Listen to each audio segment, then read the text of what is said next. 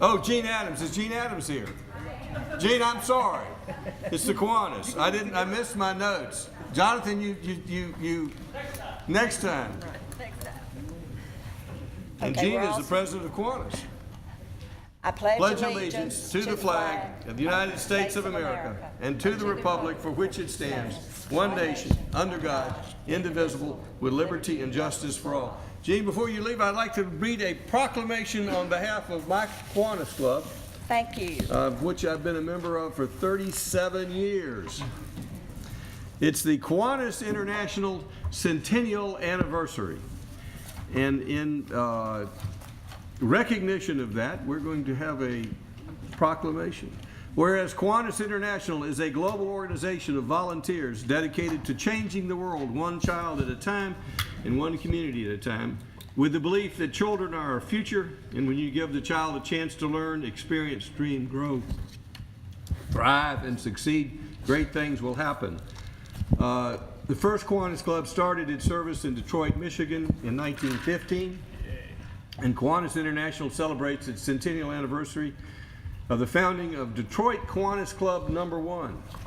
And whereas Kiwanis International is one of the largest service organizations in the world, with more than 600,000 members of all ages and abilities in more than 80 nations. And whereas the members of Kiwanis Club of Historic Roswell are devoted to improving the lives of families in one community by seeking primacy to the human spirit and spiritual rather than the material values of life, and providing service that will continue to have a positive effect on our community and citizens. And whereas, in addition, Kiwanis Club members promote the development of community leaders, positive role models, intercultural understanding and cooperation, and opportunities for fellowship, personal growth, professional development, and community service. Now therefore I, Jerry Wood, Mayor of the City of Roswell, do hereby proclaim Wednesday, January 21st, 2015 as Kiwanis International Day, celebrating the 100th anniversary of Kiwanis International, and call upon all of our citizens to join in the celebration. Let's have a hand for Kiwanis, and particularly Sweat Mountain Kiwanis. No, Roswell Kiwanis. Used to be Sweat Mountain Kiwanis when I joined up. Roswell Kiwanis Club. Gene, you want to recognize the other Kiwanis members who were here tonight?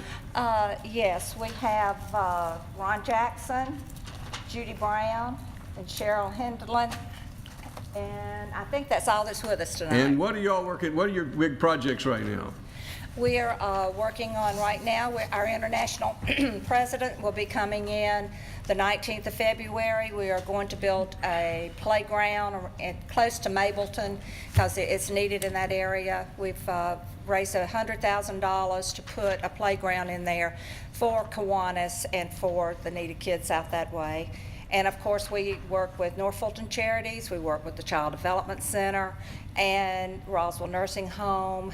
We adopt a road. We work with Keep Roswell Beautiful. We have this, and we mentor at Crabapple Middle School. We have 3 key clubs: Milton, Roswell High, and Centennial. It came to me. And so we have 2 Builders Club: Crabapple Middle School, and also Elkins Point. And when and where does the Roswell Kiwanis Club, and who is invited? I beg your pardon? Who is invited to come? I'm sorry, I still When and where do you have meetings, and who is invited to come to those meetings? Everyone is welcome to come to the Kiwanis Club. We're at the Red Lobster. We meet every Thursday at 12 o'clock noon, so we would love to have you anytime. We are, you're quite welcome. One more hand for the Kiwanis Club. Thanks for coming, Gene. Thank you.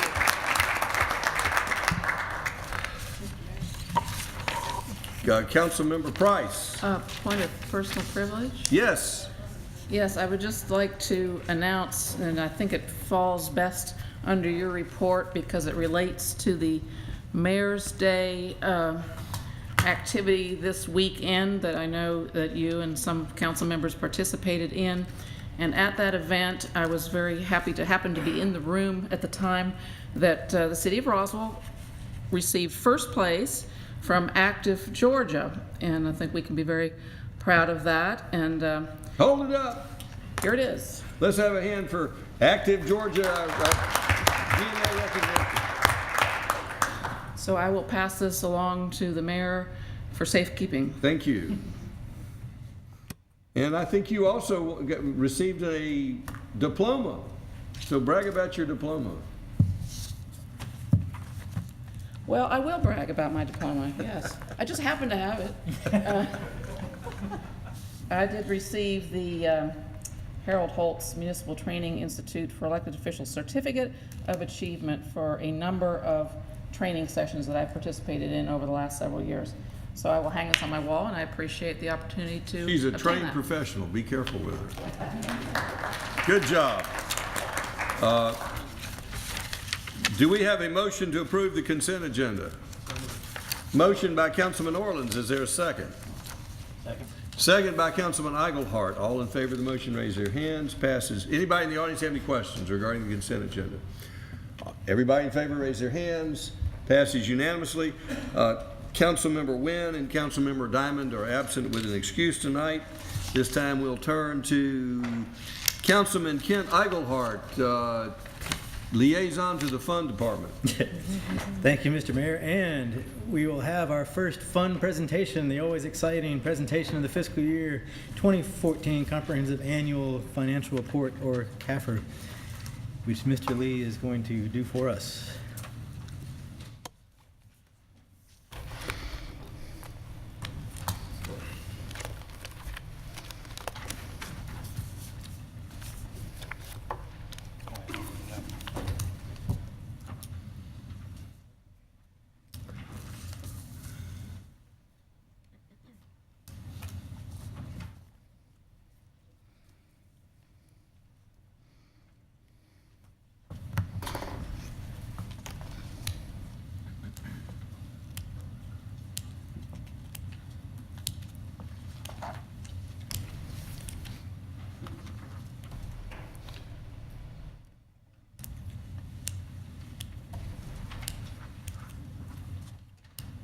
We are the finance department, not the IT department.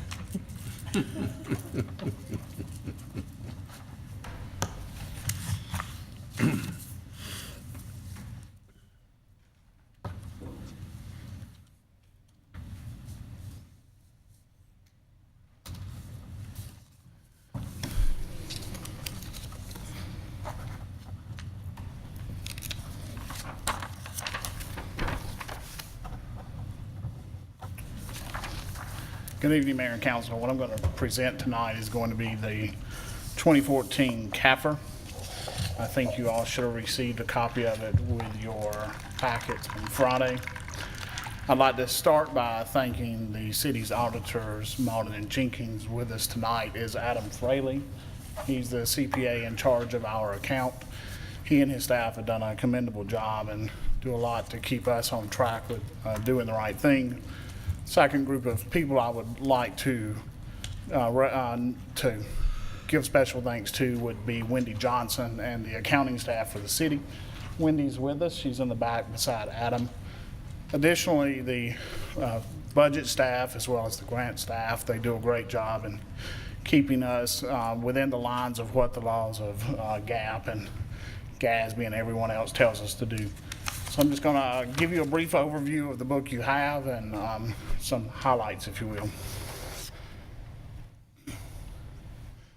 So just as an overview of what's within the book is the introductory section is just the initial pages. It's just the story of Roswell, if you will. Then you have the bulk of it is the financial sections, which is pages 1 through 79. There's a statistical section that gives you some vital information about our debt or digest, and then finally the single audit, which is the expenditures of federal funds.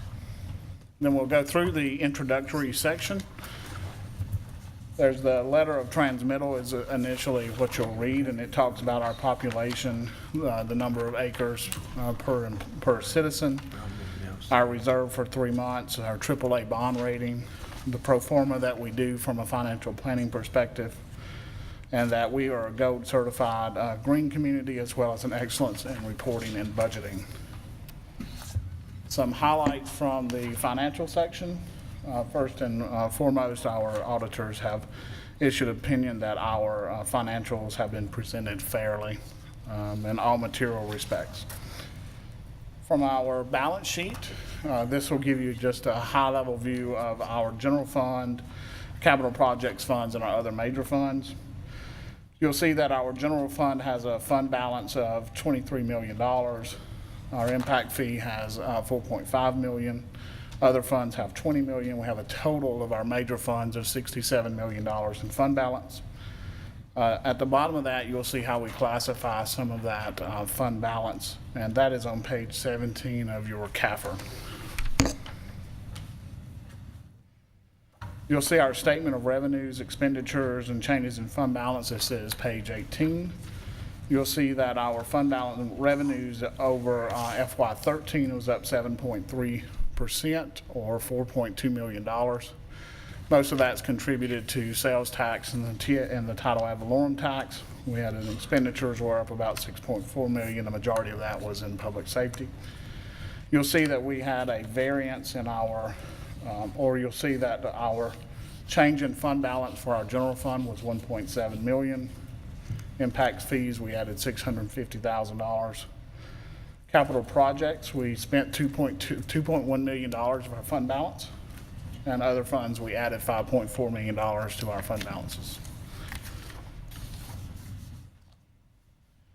For our general fund, I'm not sure you can see that, but the dark highlighted section on the back is taxes. That would be business taxes, franchise taxes, property taxes. That's 52% of our revenue. And the red is sales tax. That represents 37% of our revenue. From our general fund expenditures, this is, again, it's kind of hard to read, but the red section in the front's public safety. 41% of our expenditures are public safety. An additional 15% is general government. This is on page 20 of your CAFR. This just gives you the comparison of our revised budget to our actual budget for the general fund. So in the general fund, we had anticipated spending $4.3 million of our fund balance. We actually added 1.06 before we take into account a gap mechanism. So we added $5.4 million to our fund balance in the general fund. This is primarily, again, due to sales tax, the TAVT, and building permits. We had some savings in vacancies is one of the main reasons our revenues did not meet expectations. These are just our business type revenues, or our enterprise funds, if you will. Sanitations, we collected $8.3 million in revenues, or about 41% of all of our business type activities. Stormwater was $3 million, a little over $3 million. Recreation and other fees were $4.7 million. Our long-term debt, the city had, at the beginning of FY14, we had $18.061 million in long-term debt.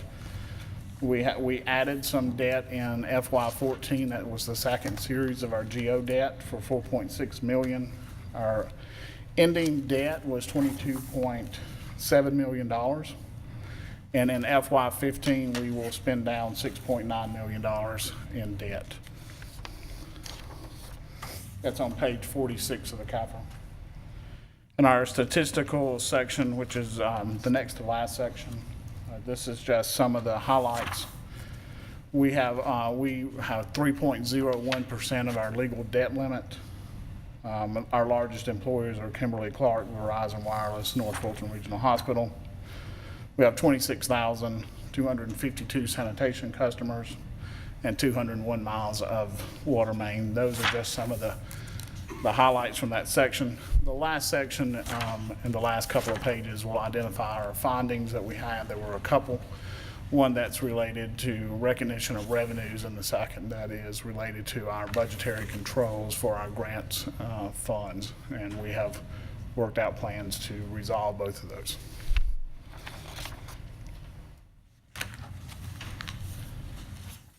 That concludes my presentation on the CAFR. Does the council have any questions? Thank you for that presentation. Yes, sir. Thank you. Yes, Councilmember Price. Now, I'm not an expert on audits. However, when I look at comments such as on page 102, 110, 111, and 114, there seem to be some indications of areas for improvement. What is our response to that?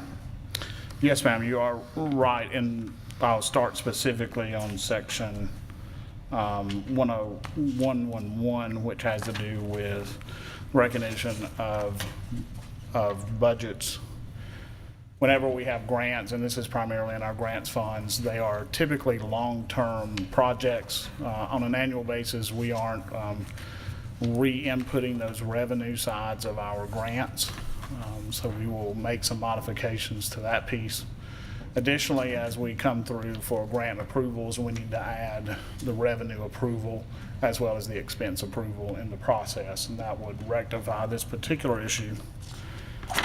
On our revenue recognition for our internal controls, that it's a matter of us monitoring these revenues on a closer basis. We did have some vacancies this past year. That doesn't amount for the reason. It's just a clerical activities that we need to add to our everyday job functions.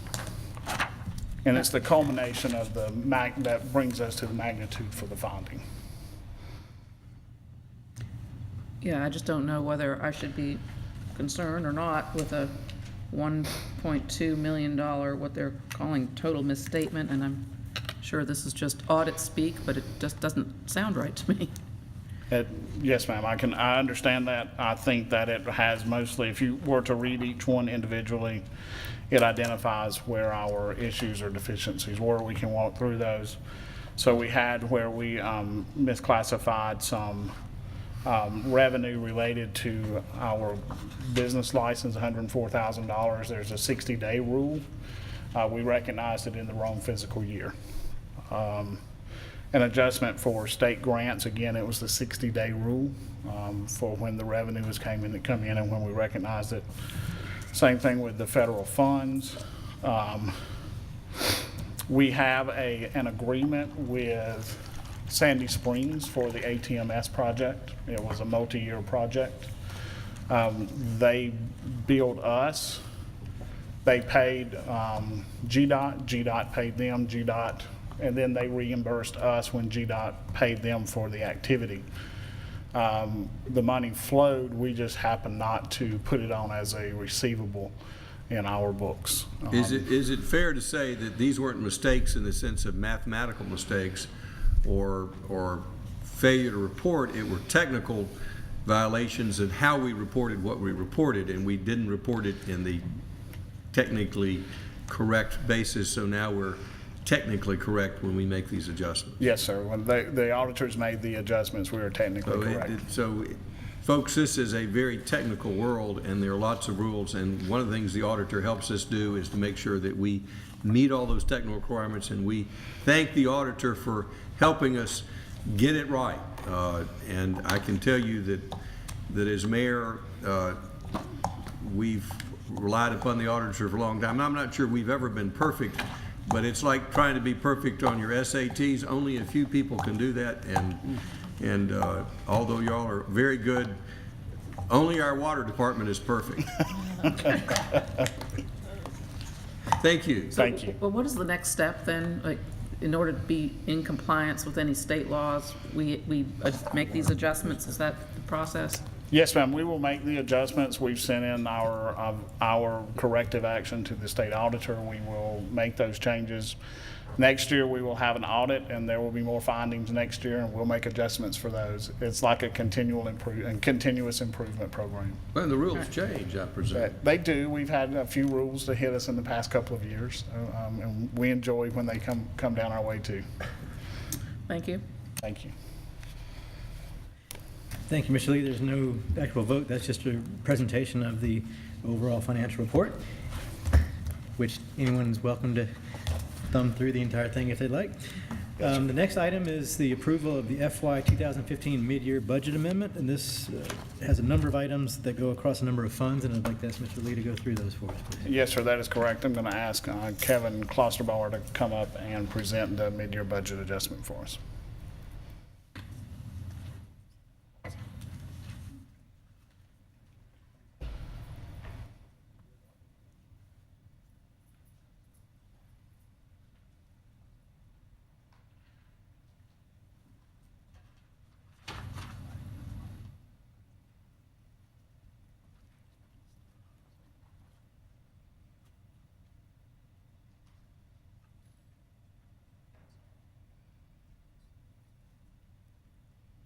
Good news is we don't make the same mistake every year.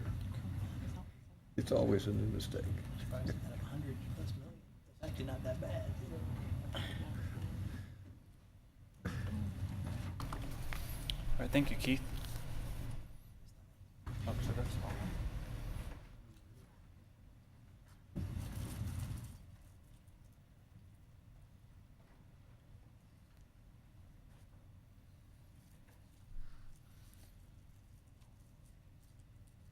I'll walk us through the presentation for the FY15 mid-year budget adjustment.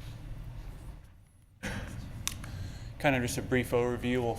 First I'll talk about the general fund operating expenditures, then I'll go through the general fund one-time capital items, and then I'll touch on some other funds. In general fund operating expenditures, we have two proposals, only one of which has a budgetary impact. The first proposal is to appropriate additional $100,000 from general fund operating contingency for legal services. Basically, this operating account needs more funds because of the legal costs associated with the T-Mobile case. Staff has estimated $100,000 will be enough to make that account good through the rest of the year. The second proposal, again, there's no budgetary impact, but staff's recommending to reclassify one position in the police department from a crime analyst to a criminal intelligence analyst. Again, no budgetary impact. The kind of additional salary money will come out of the salary savings existing in the department. So to summarize general fund operating expenditures, there's a total expenditure increase of $100,000 to come from general fund operating contingency. Moving into the general fund one-time capital, there's a few proposals here. The first is for appropriating an additional $50,000 for a skid steer replacement. This is to replace a 1996 skid loader that blew an engine. Second proposal is for some additional funding for fire apparatus replacement to kind of increase it by $50,000. Basically, the fire department is recommending to change the specs of the vehicles that we're purchasing to get a vehicle that'll really better suited to the department's needs. This is an increase of $50,000 in expenditures. However, this purchase is in the existing FY15 budget to come from capital lease a capital lease funding strategy. So it'll be offset by $50,000 additional in kind of a capital lease to purchase the truck. And staff is going to work it out so that the kind of net effect of the operating budget will be the same. We'll just restructure the lease a little differently so we can stay within the budgeted amount. There's a proposal to replace 3 total police patrol vehicles. $150,000 additional appropriation. This is a proposed transfer from the risk management fund balance. The risk management fund kind of exists for situations like this when vehicles are totaled. Again, $150,000 is proposed to be transferred from the risk management fund. $40,000 proposal for geotechnical design for the Myrtle Street extension. This is part of the Veranda at Groveway project. This is proposed to be transferred from the Mimosa Boulevard parking project. So it's transferring some budget from one existing capital project and setting aside for geotechnical design for the Myrtle Street extension.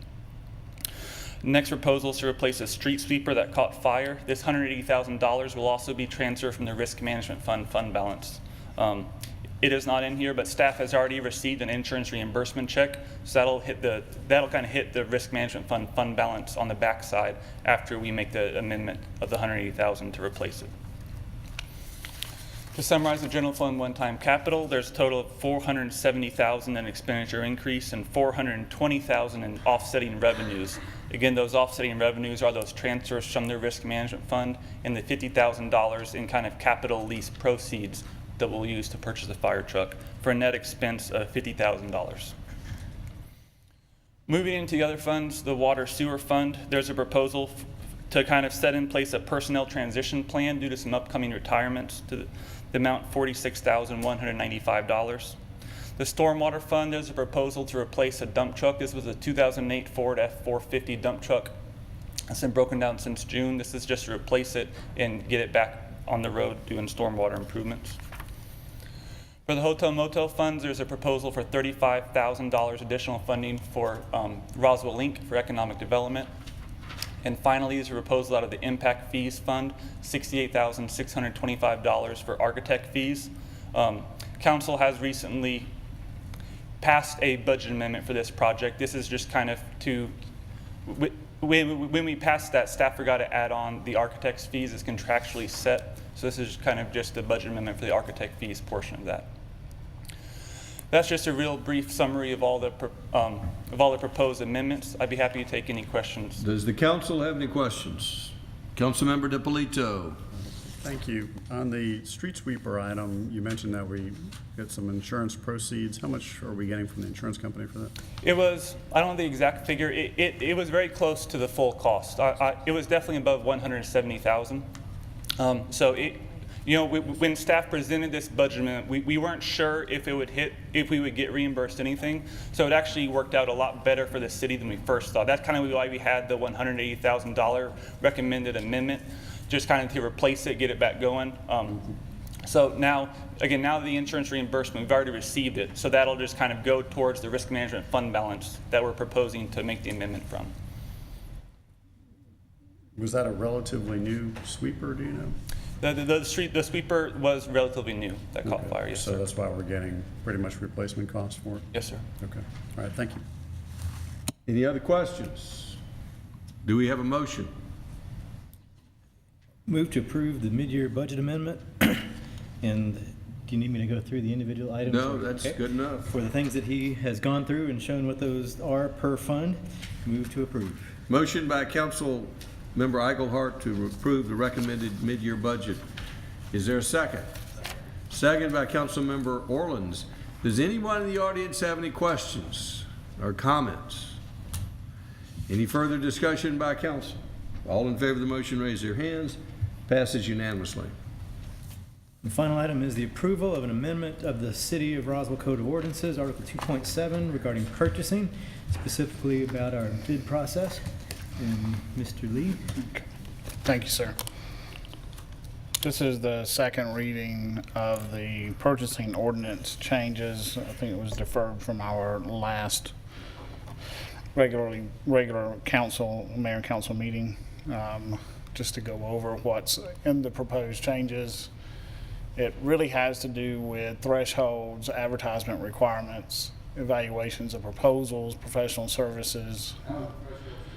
So we're proposing the thresholds for formal procurement for non-professional items, professional services items, move from $25,000 to $75,000.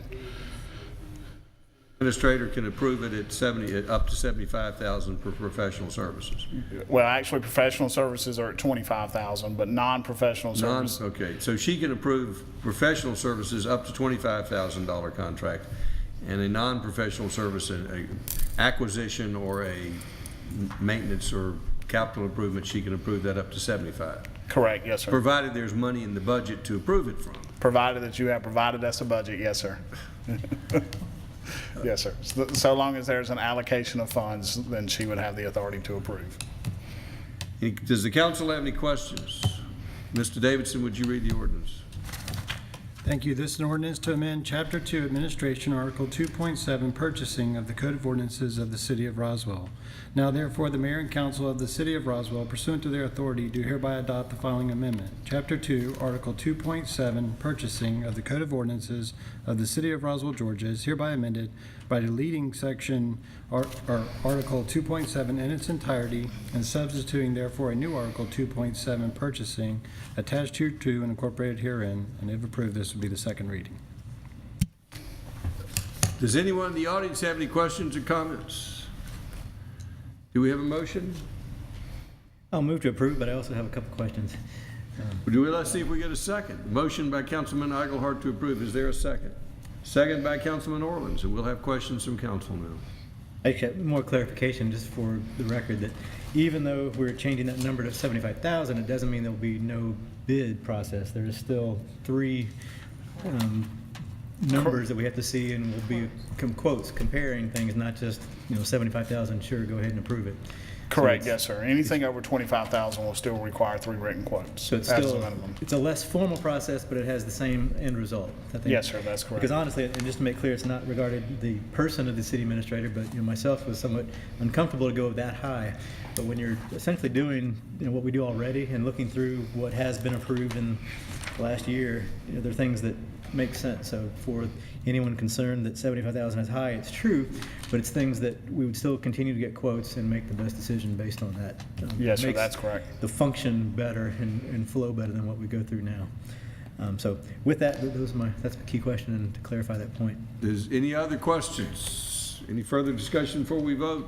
All in favor of the motion, raise their hands. That's Councilman Orleans, Councilman Eaglehart, and Councilman Dippolito in favor. All opposed. Councilman Price opposed. Passes 3-1. Thank you, sir. Thank you, council.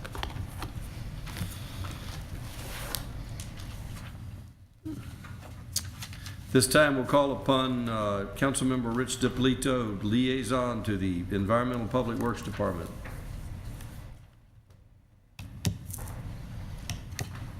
Thank you, Mr. Mayor. The first item is approval for the mayor and city administrator to sign a contract amendment with Goodwill of North Georgia, Inc. to exercise a renewal option for the closed and hard goods drop-off services contract at the recycling center. And that'll be presented by our new Director of Public Works, Mr. Dan Skowski. Welcome. Good. Thank you. Good evening. It's great to be here. This is a renewal of the contract that we currently have with Goodwill of North America, Inc. We have some representatives here as well from Goodwill of North America. There were a number of questions about the contract. I believe staff has been able to respond to those. And if not, I'll clarify any questions if any of those remain. The contract has a 1 year plus 2 potential renewals, so this would be a renewal for the 2nd year of the contract. Are there any particular questions from members? Financially, what was our revenues raised with this last year? The annual, we don't have total. We've got a total thus far of $54,280 in revenue, and that's through the close of November of last year. It started in March. Correct. So it's not a full calendar Yes. year or even close. Mm-hmm. Does the council have any other questions? Councilmember Price. In comparing the potential of the American Kidney Services compared to Goodwill as far as their offer or bid last year, and I'm trying to follow the memorandum that indicates a rejection rate. So was that rejection rate considered to be the same for both entities or not? Yes, we estimated a rejection rate based on information obtained from Keefe, North Fulton Beautiful, and applied that rejection rate to the city of Roswell's tonnage. So that's how we worked through an estimate of what the comparable numbers would be for our revenue stream in the contract terms. So that rejection rate was applied to both entities? Correct. Okay.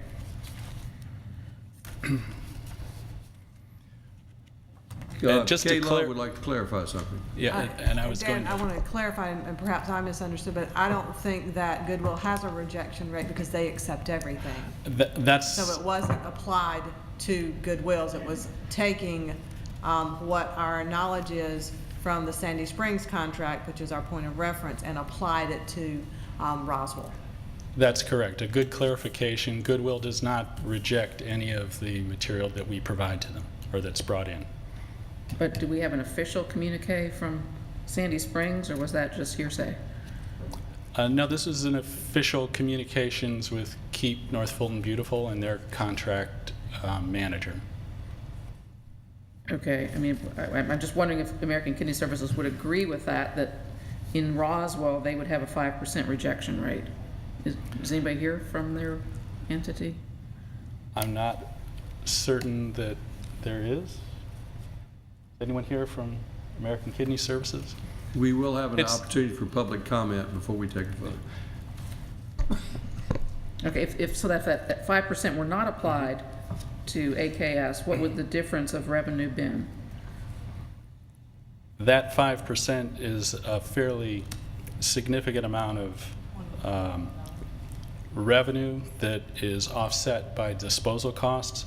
It's approximately $80,000 and $712 potential gross revenue, with a portion of that reject stream taken into account. I think the maximum potential revenue would be just slightly higher than that, and there's a significant cost in disposal of rejected material. That's really where the highest cost impact has hit Keep North Fulton Beautiful. But we don't know that that would have occurred in Roswell. No. No, so we can't really use that information. And I think we have to take it straight, what they've offered us per pound, and compare the two. What would the difference be?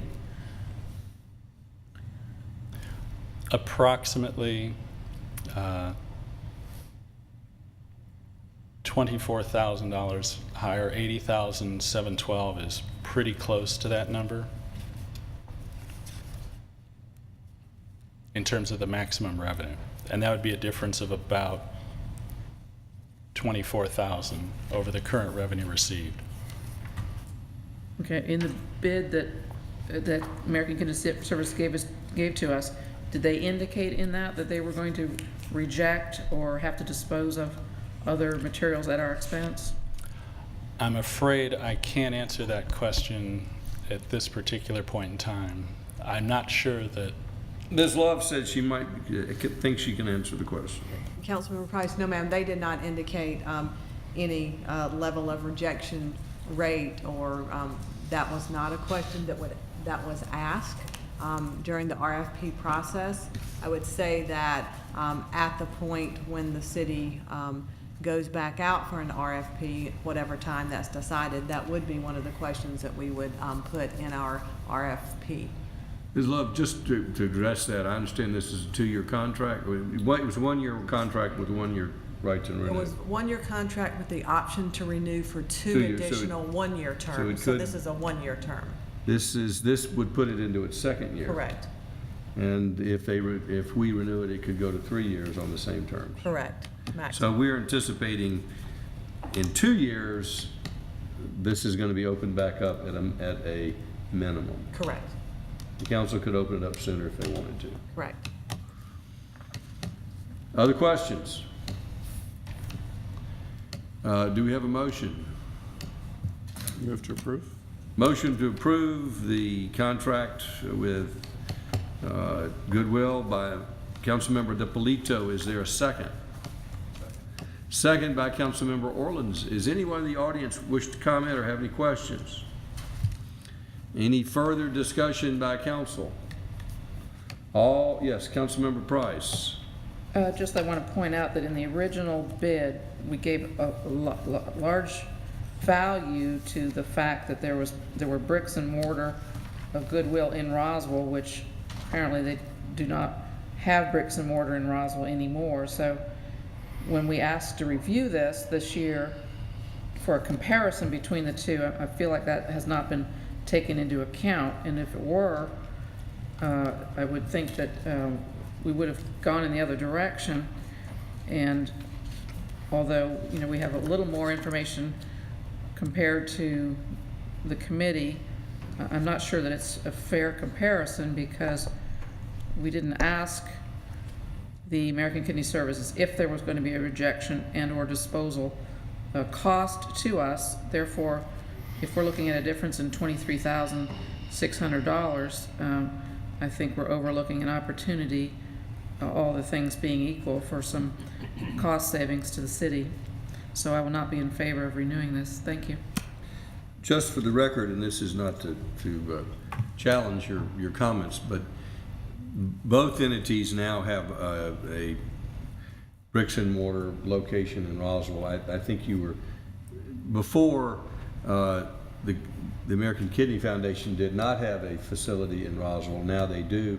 Goodwill closed one, but they have other ones. So I think at this point, they both are Roswell locations? We have a closer one at the current time. The one that we have is under lease until. Come forward and identify yourself for the record. I was just, and I do appreciate the record being cleared. I just didn't. Yes, sir. We're not perfect up here, and sometimes we get our facts wrong. My name is Brian Easton. I work with Goodwill of North Georgia. We're currently under lease in Roswell, and we'll be under lease through 2016. We're currently looking for another location. We're just looking for it in advance. Similar to, you guys are familiar with Sandy Springs, and right next to the Target, we were there. We just moved right up the road about half a mile. So we're committed to being a partner in the community, and we're just looking for another location within the area. Thank you for the clarification. Any further discussion by council? Councilman Orleans. I will say, you know, a lot of places, I should say some places are very picky on what they're going to take to recycle. And I will say that Goodwill has been very lenient on taking items. I just took 4 old printers to them this last weekend, and they were able to take those printers, which is, nobody wanted them. So I think they are very flexible in what they take for products. Thank you. Any further discussion? All in favor of the motion, raise their hands. That is Councilman Orleans, Eigelhart, and DiPolito in favor. All opposed. Councilmember Price passes 3-1. The next item is approval of a fee for non-resident computer monitor recycling effective February 1st of 2015. Mr. Chakowski. Thank you. This is a related item in a certain extent having to do with our recycling center. We were advised that they will, the current contractor, Atlanta Recycling Solutions, will begin charging for monitors disposed of at our facility. We've estimated the approximate flow that we've seen in terms of those monitors and estimate the expense at about $4,800 per year based on that approximate flow rate. We do not have records of internal to the city residents versus outside the city residents in terms of who's dropping them off, but that would be the net effect in terms of cost. And the recommendation here is to implement a monitor disposal fee that would be applied to non-residents of $20 per monitor to offset that cost, with the approximation that 25% of the monitors coming in are coming from non-resident sources. Any questions about this item? Does the council have any questions? Councilmember DiPolito.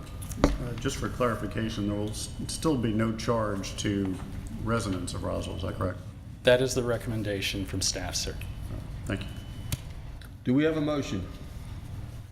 Move to approve. Motion by Councilmember DiPolito to approve the monitor recycling fee. Is there a second? Second by Councilman Orleans. Does anyone in the audience have any questions or comments? Any further discussion by council? All in favor of the motion, raise their hands. Passes unanimously.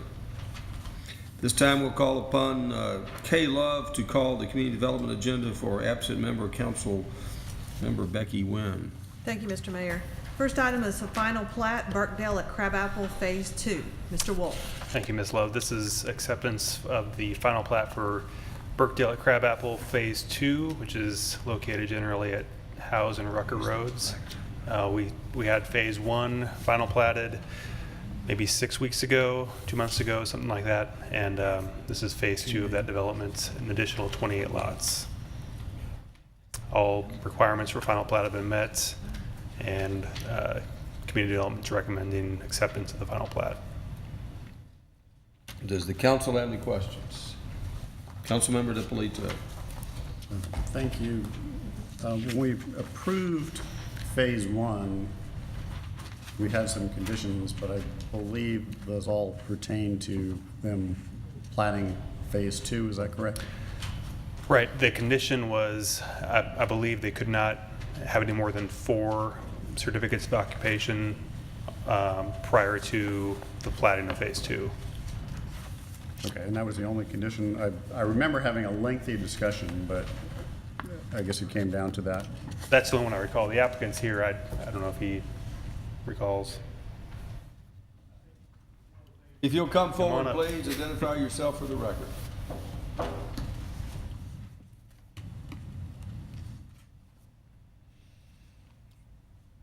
My name is Jonathan Presley with the Pulte Group. I think the main issue was having the second road paved going out to Howes Road, and we've have that paved and it's functional now. So it was the road being paved and the 4 COs. Another question for you. On the plat, it indicates on the north side of Applegate Drive, there was a pond on the Talaferro property, and I guess that has been drained as part of this development. Is that correct? I'm just curious because I know there was concern about that pond holding water and how that was draining down through your property down into Crabapple Woods. And so how does that work now? Yes, sir. Well, we went through and there was an existing pipe and structure that went under the road, and we improved that pipe. We put a set of new head wall and put in a new pipe. Okay, so there is a new pipe that Yes, goes sir. under there, okay, and a new head wall. Yes, sir. Right, so it's really no longer a detention pond. I guess it's just kind of gathering Just a water. low area. A low area? Yes, sir. And then lastly, with respect to the amenity area, I guess there's a small park there.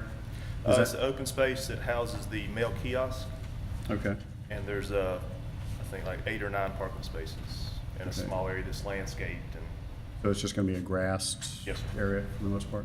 Okay, all right, thank you. Do we have a motion? Question, you have a question, yes. I don't know if you've got a depiction of it there, but I'm just curious, where's the distinction between phase 1 and phase 2, and how many lots are in phase 2? Phase 2, 28 lots.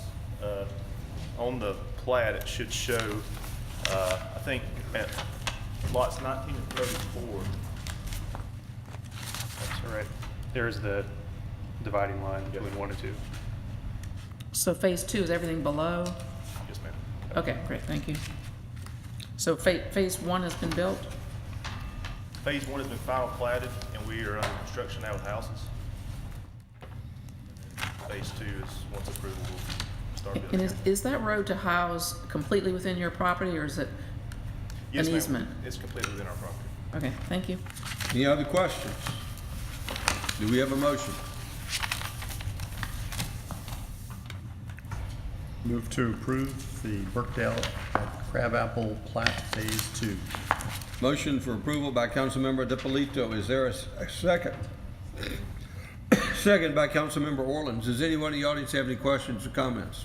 Any further discussion by council? All in favor of the motion, raise their hands. Passes unanimously. Thank you. Next item is approval for the mayor and/or city administrator to sign a contract with JB+A for the City Green Master Plan and Design in an amount not to exceed $359,648. Ms. Wakefield. Thank you. As was stated, this is request to approve a contract with JB+A for the master plan for the City Green project. The city received 3 proposals, and those consultants were all invited to oral presentation. The proposals and oral presentations were evaluated based on demonstration of project understanding, approach, methodology, and relevant project experience.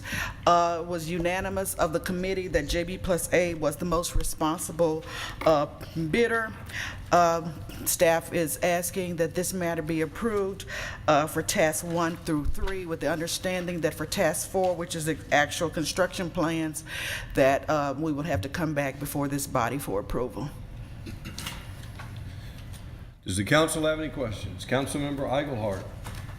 I understand that number 4 could change based on the things that happen in this process, but do we expect that the ultimate cost will still be within the budget for what we know at this point? I would venture to say that it probably will be over budget. Okay, It's probably going to change. Any other questions? Do we have a motion? Councilmember Price. Now, my understanding is that we've got is the design firm here? Yes, yes, they are. Because I know we've got an advisory group to advise, I suppose, the plan of this, the details of which I'm not sure we ever decided upon, but we decided at earlier point to move forward with a design, but yet I see on here that one of the deliverables is designed for the War Memorial relocation. So I'm just curious if that has been determined or not, that will occur. No, ma'am, it's not been determined. That's all part of the process with the consultant and the advisory committee working with the community, working with, as I said, with the advisory committee, coming back before mayor and council through work sessions. At that time is when we refine. Let's get our architects who waited all night to comment and tell us, I don't want to get the whole process, but I think council wants to know what can they expect to see in the first round before it comes back to this council for a check. Okay, Mayor and Council, my name is John Fish. I'm with JB+A, and if we're awarded the contract, I'll be the project manager helping you walk through this process. So one of the first tasks that we've been asked to do is actually come back to you formally once selected and have a kind of a high-level kickoff meeting with you formally, talk through the process, talk through some of the issues, and lay out the schedule going forward. So the plan is to rely very heavily on the advisory committee. There's also a technical committee that the staff, I believe, has established, and then you all, obviously very important in this process. I just want you to recognize the council has at least as much input as the advisory committee. Yes, sir. That's very clear. So what we understand that there are some issues associated with the original concept plan, and so where we want to start is with you all in small group conversations about the existing plan, about the likes and dislikes and the strengths and weaknesses, and kind of go back to a higher level and talk a little bit about the vision, why we're here, what we're hoping to accomplish. And really this first step is just described as a plan refinement. So the goal is to kind of refine the concept plan before moving forward with the actual development of the master plan itself. And that's going to happen through a series of small group work sessions with the advisory committee, with you all, in a sort of two-step process. Does the council have any questions or comments? Councilmember Price. At the conclusion of your design, is it ready for construction, or is there additional designs needed? Additional design will be needed. The goal in this process is just to get us to a formal master plan that you all will accept, that the community has bought into, is excited about, and then the next step will be to take this into construction documents. There are additional designs needed or not? Task 4, which is the next step in well, let me rephrase the question. For $359,000, if we don't change the scope of this project, where will we be when we spent that last dollar? You will have an adopted master plan document. And the next step would then be to actually engineer drawings. That would be a different contract. Correct. That's correct. It was my understanding that this was engineering. This is preliminary. But what I understand right now, and if staff doesn't disagree with me, regardless of what my understanding was, this is $359 for a master plan, concept plan, but all the decisions will have been made, but the exact measurements and the thickness of the concrete and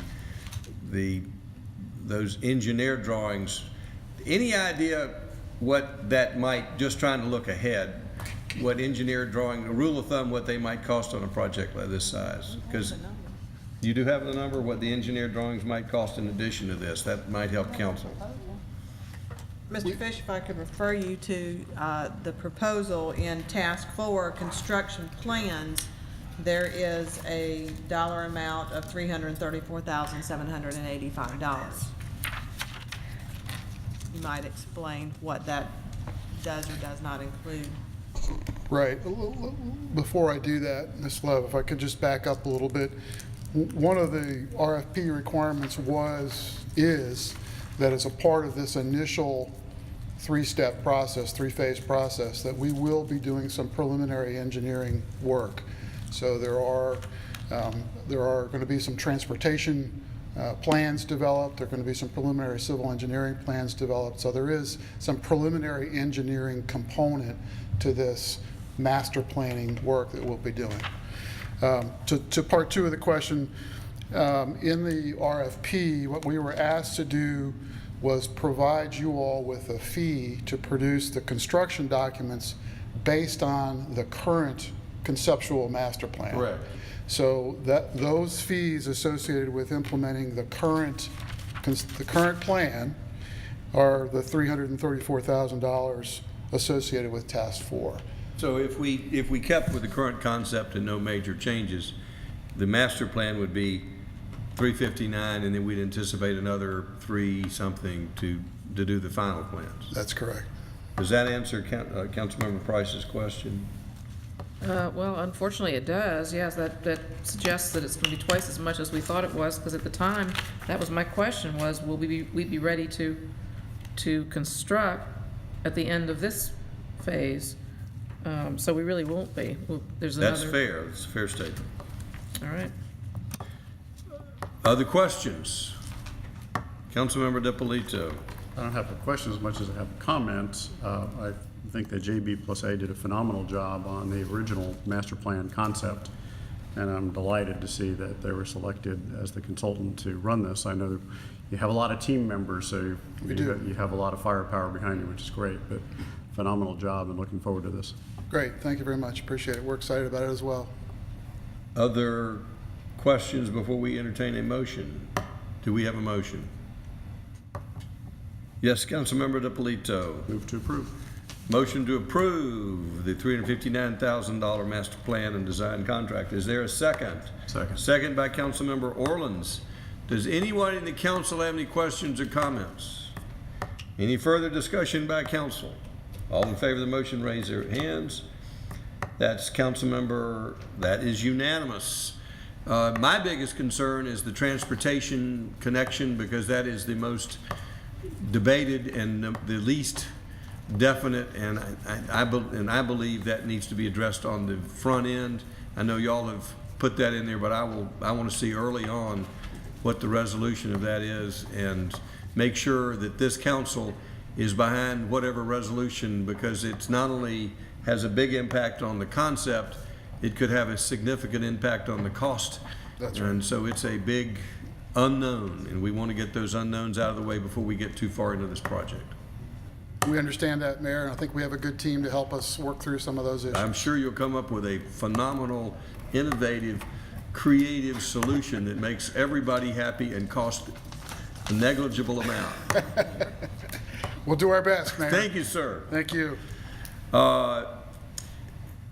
So we're to item number 9, City Attorney's Report. He's recommending closure. Do we have a motion for closure? Motion for closure by Councilmember DiPolito. Is there a second? Second by Councilmember Eichelhart. I know that was a motion. All in favor, raise their hands. They're all up here. We got a unanimous approval. We're adjourned. We're going to closure.